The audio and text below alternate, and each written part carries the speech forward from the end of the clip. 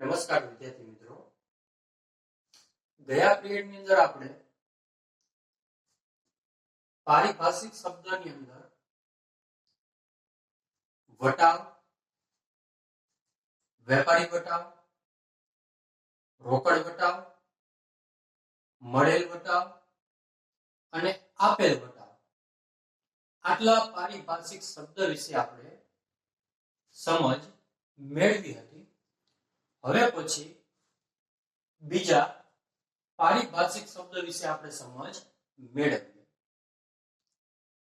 તો પછીનો પારિભાષિક શબ્દ છે પડતર. પછીનો પારિભાષિક શબ્દ પડતર. પડતર એટલે શું?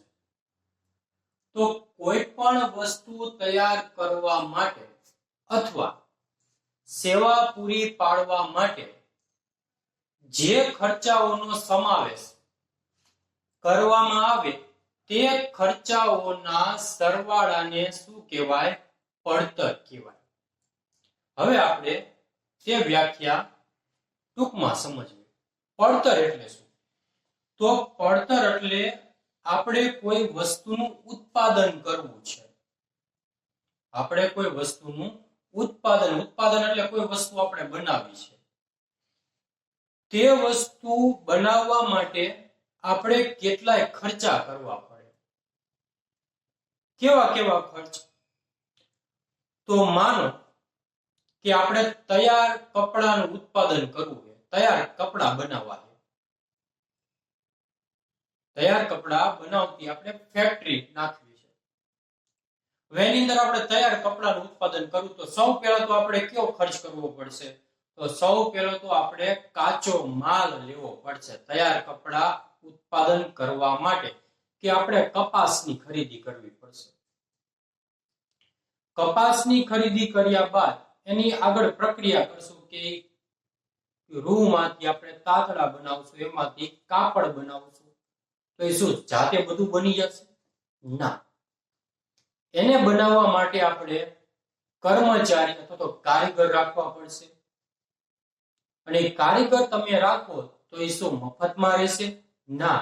એને આપણે શું ચૂકવવો પડશે? પગાર આપવો પડશે. તો પગાર પણ આપણો ખર્ચ થાય. મશીનો આપણે લાયા હશું, એ મશીનો પાછળ આપણે ખર્ચ કર્યો હશે. તો એ મશીન જ્યારે એનો ઉપયોગ થાય તો એટલો એનો ઘસારો લાગે, મશીન ઉપર ઘસારો લાગે, એને પણ આપણે ધ્યાનમાં લેવું પડે. તો આવા કેટલાય ખર્ચા થતા હોય કોઈ પણ વસ્તુનું ઉત્પાદન કરવા માટે. તો વસ્તુ જ્યારે આપણે કાચો માલ લેવી ત્યારથી લઈ અને તૈયાર થાય ત્યાં સુધી જેટલા પણ આપણે ખર્ચ અંદર કરેલા હોય એ તમામ ખર્ચ, એ બધાય ખર્ચનો શું કરવાનો? આપણે સરવાળો. એ બધાય ખર્ચનો શું કરવાનો? સરવાળો. અને બધાય ખર્ચનો સરવાળો કરવી પછી જે રકમ આપણને મળે તે રકમને આપણા ધંધાની તે વસ્તુની શું કહેવાય? પડતર કિંમત. એને શું કહેવાય? પડતર કિંમત. તમને પ્રશ્ન થવો જોઈએ કે સાહેબ આપણે પડતર કિંમત જાણીને કરવાનું શું? તો આપણે જ્યારે એ વસ્તુ તૈયાર થઈ ગઈ પછી આપણે એને શું કરવાની? બજારની અંદર વેચવાની છે. બજારની અંદર જ્યારે આપણે વસ્તુ વેચવા જશું ત્યારે આપણને ખબર તો હોવી જોઈએ કે આને વેચાણ કિંમત આ વસ્તુની કઈ રાખવી. અને વેચાણ કિંમત કેવી રીતના નક્કી થાય? તો કે આપણી પાસે પડતર હોય કે ભાઈ 100 રૂપિયાની પડતર આવી તો એની ઉપર આપણે આપણો અમુક ટકા નફો ચડાવ્યો કે 25% નફો ચડાવ્યો. એટલે આપણે એની વેચાણ કિંમત કેટલી નક્કી કરશું? 125 રૂપિયા. પણ તમને જો પડતર કિંમતની જ ખબર નહીં હોય તો આપણે એની વેચાણ કિંમત કેવી રીતે નક્કી કરશું? ને માનો કે એમનામ તમે વેચાણ કિંમત નક્કી કરો તો એવું પણ બને કે 100 રૂપિયા આપણી પડતર આવતી હોય ને આપણે વેચાણ કિંમત 90 રૂપિયા રાખી દીધી. તો આપણા ધંધાને નફો થવાની બદલે શું થશે? ખોટ. એટલે એવું ન થાય એટલા માટે આપણે પડતર કિંમત જાણવી પડે. આ ફક્ત આપણે અર્થ સમજવાનો છે, દાખલાની અંદર આનો બહુ ઉપયોગ આવતો નથી. ત્યારબાદનો શબ્દ છે વાઉચર. તમારા માટે થોડો નવો શબ્દ વાઉચર. ધંધામાં થતા વ્યવહારોનો લેખિત દસ્તાવેજી પુરાવો એટલે વાઉચર. પરીક્ષાની અંદર આની વ્યાખ્યા ઘણીવાર પૂછાય છે કે વાઉચર એટલે શું. તો વાઉચર એટલે ધંધાની અંદર જે આપણે વ્યવહારો કરવી, ખરીદીના વ્યવહાર કરવી, વેચાણના વ્યવહાર કરવી, ઘણા પ્રકારના વ્યવહાર કરતા હોય. આ જે ખરીદી અને વેચાણના વ્યવહારો છે એ આપણે વ્યવહાર કર્યા, એનો પુરાવો શું, એનો સબૂત શું? તો એનો સબૂત કે એનો જે પુરાવો છે ને લેખિત સ્વરૂપે, મૌખિક નહીં, અહીંયા લેખિત. લેખિત જે આવો આપણે વ્યવહાર કર્યો એનો લેખિત જે દસ્તાવેજી પુરાવો છે ને એ જ એટલે વાઉચર. ઉદાહરણ લેવું હોય તો આપણે ખરીદી કરવી ત્યારે આપણે એને રકમ ચૂકવી એટલે એની પાસે આપણે શું માંગવી છીએ? બિલ માંગવી છે. તો બિલ છે ને એ શું તમને બતાવે છે? તો બિલ આપણને દર્શાવે છે કે આપણે જે તે વેપારી પાસેથી જે તે રૂપિયાની વસ્તુની ખરીદી કરી, અને એ આપણને બિલની અંદર જોવા મળે. ભવિષ્યની અંદર જ્યારે કોઈ પ્રશ્ન બને તો એની આપણે દસ્તાવેજી પુરાવો લે કે આ ભાઈ મેં તારી પાસે આટલી વસ્તુની ખરીદી કરી હતી, અથવા તો વેચાણ કર્યું હોય તો આપણે એને કેશ મેમો આપ્યો હશે. કેશ મેમો એટલે આપણે જેને આપણે જમા પાવતી કેવી છે કે ભાઈ તે મને આટલા રૂપિયા આપ્યા, આ એની પાવતી. તો એ પહોંચ પણ આપણા માટે ભવિષ્ય માટે શું બનશે? પુરાવો બનશે. તો આવા વ્યવહારોના જે દસ્તાવેજી લેખિત પુરાવા રહ્યા એને કહેવાય વાઉચર. અહીંયા લેખિત દસ્તાવેજી જ પુરાવો ધ્યાનમાં લેવાય. મૌખિક રીતે કહી દીધું કે હા ભાઈ તમે મને આટલા રૂપિયાનો ઉધાર માલ આપ્યો, તો એ કઈ પુરાવો થયો ગણાય નહીં, કારણ કે ભવિષ્યમાં એ વ્યક્તિ ફરી પણ જઈ શકે. પણ લેખિત પુરાવો હોય એ વ્યક્તિ ફરી શકતી નથી. વાઉચર પરથી વ્યવહારોની નોંધ હિસાબી ચોપડે થાય. જે આપણે હિસાબો લખવીને એનું મૂળ શું, મેઇન ક્યાંથી હિસાબો લખવાના થાય? તો કે વાઉચર. જે આપણી પાસે બિલો પડ્યા હોય ને, વાઉચર એટલે બિલ જ તે. જે બિલ પડ્યા હોય ને, બિલના આધારે આપણે શું કરશું? હિસાબો લખશું. હવે આપણી પાસે બિલ જ ન હોય તો હિસાબ કેવી રીતના લખવા? આપણી પાસે બિલ જ ન હોય તો આપણે હિસાબો કેવી રીતના લખવા? આપણે વર્ષ પહેલા કોઈ આપણે વેચાણ કર્યું હોય તો એવું પણ બને કે વેચાણ અત્યારે ભૂલી ગયા હોય, જો આપણી પાસે બિલ ન હોય તો એનો હિસાબમાં આપણે નોંધ કરશું નહીં. એટલા માટે હિસાબો લખવા માટે ફરજિયાત શું આપણી પાસે હોવું જોઈએ? વાઉચર એટલે કે બિલ હોવા જોઈએ.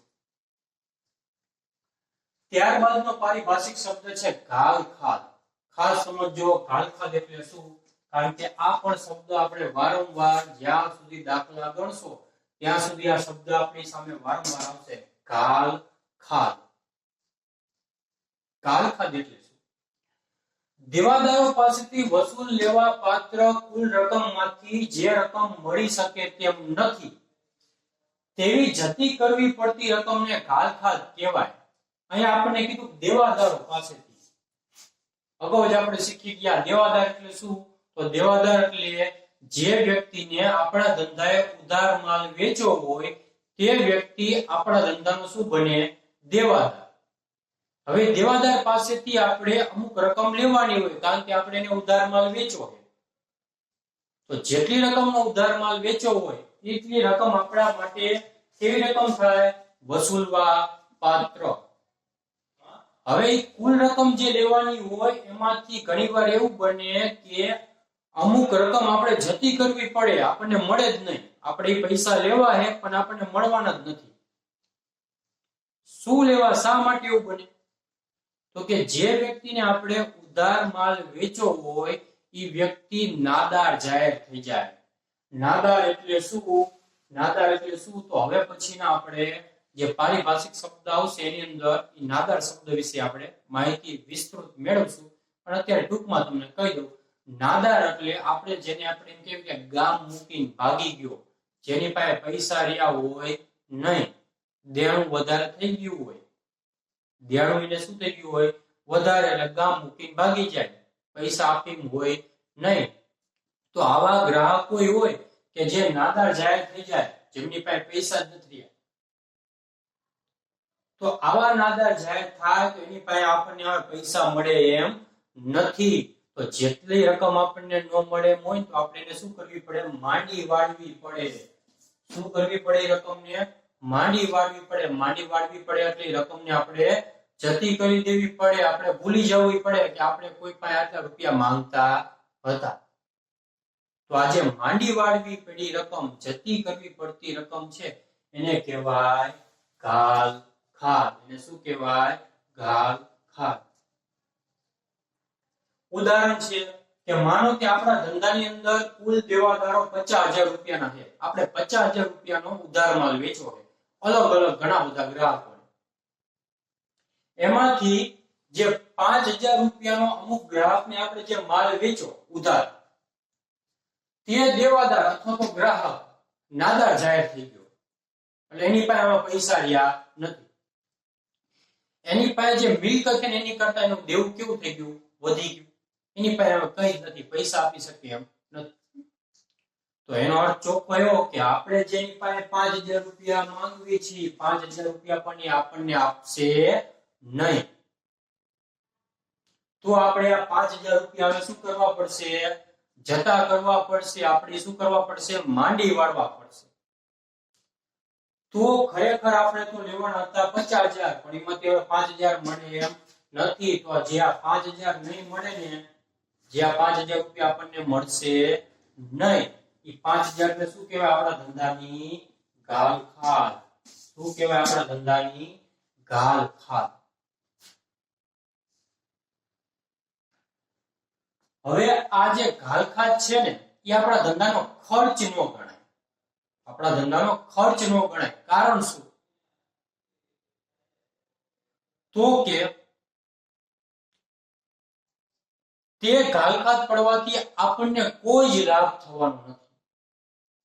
ગાલખાત પડવાથી આપણા ધંધાને કોઈ લાભ થશે ના, પણ ખર્ચ કરો તો ખર્ચનો આપણને શું મળે? લાભ મળે. જ્યારે ગાલખાતનો કોઈ જ લાભ મળવાનો નથી. 5,000 ની ગાલખાત પડી તો આપણા ધંધાને શું ફાયદો? કોઈ જ ફાયદો ન થયો. પણ કર્મચારી તમે 5,000 પગાર ચૂકવો તો એનો ફાયદો થાય? હા, કર્મચારી તમને મહિનો કામ કરી નાખે. ખ્યાલ આવે? તો કર્મચારીને પગાર આપો તો સામે મહિનો કામ કરીને આપવાનો છે.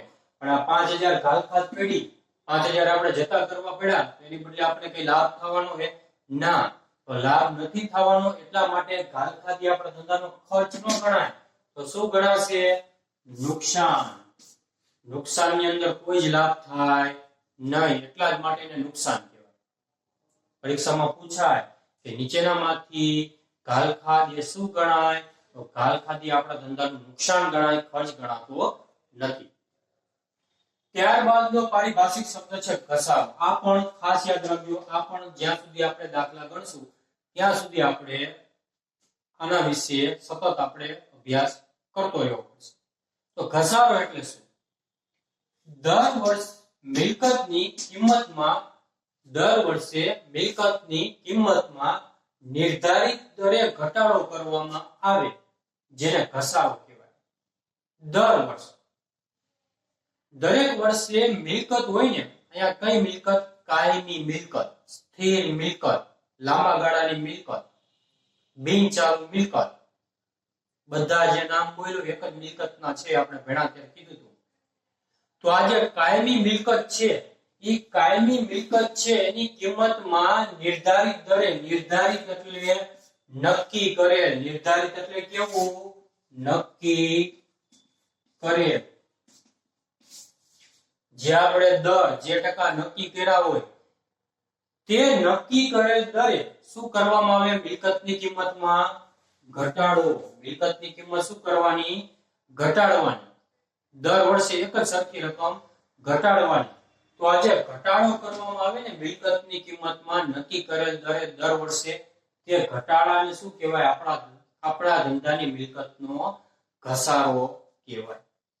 તમને પ્રશ્ન બને કે સાહેબ મિલકતની કિંમતમાં ઘસારો? હા, મિલકતની કિંમતમાં ઘસારો. કારણ શું? માનો કે આપણે ધંધાની અંદર કોઈ ઉત્પાદનનું કામ કર્યું, કોઈ વસ્તુ બનાવવાનું કામ કર્યું.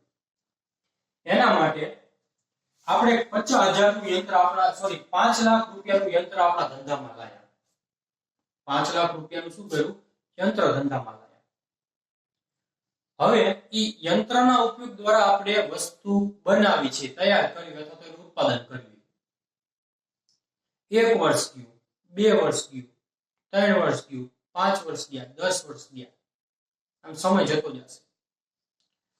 હવે મેઇન પ્રશ્ન, માનો કે તમે આ વર્ષે યંત્ર લાયા 2020 ની અંદર અને આજથી 10 વર્ષ પછી એટલે 2030, તો અત્યારે જે યંત્ર લાયા એની જે સ્થિતિ છે એ જેવું કામ કરે છે એવું જ કામ શું 10 વર્ષ એટલે કે 2030 ની અંદર 10 વર્ષ પછી 2030 ની અંદર એવું જ કામ કરશે? શું યંત્ર ખરાબ નહીં થાય? હા, યંત્ર ખરાબ થઈ જશે. એવું પણ બને કે 2030 ની અંદર યંત્ર કેવું થઈ જાય? નકામું થઈ જાય, આપણા કામ વગરનું થઈ જાય. તો 10 વર્ષ પછી આપણે પાછું શું કરવું પડશે? નવું યંત્ર ધંધામાં લાવવું પડશે. કારણ કે 2020 ની અંદર જે આપણે યંત્ર લાવ્યા તો હવે નકામું થઈ ગયું. તો 2030 ની અંદર આપણે કેવું યંત્ર લાવવું પડશે? નવું યંત્ર લાવવું પડશે. તો નવું યંત્ર લાવવા માટે પાછું આપણે શું કરવું પડશે? પૈસાની જરૂર પડશે. એટલા માટે એકાઉન્ટ શું કરે? નામું શું કરે? તો કે નવું યંત્ર લાવો ને એ નવા યંત્ર ખબર પડે કે 10 વર્ષ સુધી ચાલશે, તો 10 વર્ષ સુધી એની ઉપર શું કરે? ઘસારો માંડી વાળે. શું કરે? ઘસારો માંડી વાળે. કે જેને કારણે 2030 માં જ્યારે નવું યંત્ર લાવવાનું થશે ને ત્યારે ઘસારાની રકમ ભેગી કરી અને નવા યંત્ર જેટલી રકમ ભેગી થઈ જાય અથવા તો જૂના યંત્ર જેટલી રકમ ભેગી થઈ જાય, જેના કારણે પછી એક સાથે રકમ આપણે લેવી પડે નહીં. નહીતર તો એવો પ્રશ્ન બને કે 2030 માં નવું યંત્ર લાવી તો યંત્રની કિંમત પાછી 5 લાખ બીજા દેવાના, તો ત્યાર વર્ષે નફાની બદલે શું થઈ જાય? આપણું ખોટ દેખાય. કારણ કે ખર્ચો મોટો આવ્યો 5 લાખનો. પણ ખરેખર એવું બને નહીં. આપણે અગાઉ જ કીધું કે જે વર્ષે જે વસ્તુનો ઉપયોગ જેટલો કરો એટલી જ જેટલો ઉપયોગ કરો એટલી જ રકમ ત્યારે માંડી વાળવી પડે. યંત્રની કિંમત 5 લાખ છે, 10 વર્ષ સુધી આ યંત્ર હાલવાનું છે અથવા તો અમુક વર્ષ સુધી યંત્ર હાલવાનું છે. આપણા ધંધા એવું નક્કી કર્યું દર વર્ષે 10% ઘસારો માંડી વાળો. કેટલો ઘસારો માંડી વાળો? 10%. તો 5 લાખ રૂપિયાનું યંત્ર, એમાંથી 10% ઘસારો એટલે 50,000 રૂપિયા થાય. 50,000 રૂપિયા આપણે ઘસારો માંડી વાળ્યો એટલે હવે આપણા યંત્રની કિંમત આપણા ધંધા માટે હવે યંત્ર કેટલાનું રહ્યું? તો 4,50,000 નું જ ગણાય. હવે 5 લાખ નું ગણાશે નહીં, કારણ કે ઘસારો આપણે માંડી વાળ્યો. અને આ જે માંડી વાળેલ ઘસારો રહ્યો ને એ ક્યાં લખવાનો? આપણે નફા નુકસાન ખાતું જ્યારે બનાવશું ને એ નફા નુકસાન ખાતાની ઉધાર બાજુ જે ખર્ચાઓ લખવીને એ ખર્ચા ભેગો આ ઘસારો લખી નાખવાનો. 50,000 રૂપિયા એટલે એટલો આપણો નફો એ વર્ષનો કેવો બતાશે? ઓછો બતાવે.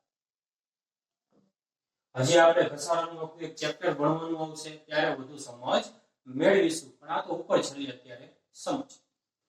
તો આજે આપણે પડતર, વાઉચર, ઘાલખાલ અને ઘસારો આ 4 પારિભાષિક શબ્દની સમજ મેળવી. હવે આપણે બહુ વધારે પારિભાષિક શબ્દોની સમજ મેળવવાની બાકી નથી. 1 કે 2 પીરિયડ ની અંદર આપણા પારિભાષિક શબ્દો બધા પૂરા થઈ જશે ને ત્યારબાદ આપણે જે પછીના આવે જે મહત્વના ચેપ્ટરો છે તેના અંદર આપણે બીજા ચેપ્ટર આપણે ચાલુ કરશું. અને એની પહેલા આપણે હવે આંકડા શાસ્ત્ર ચાલુ કરશું.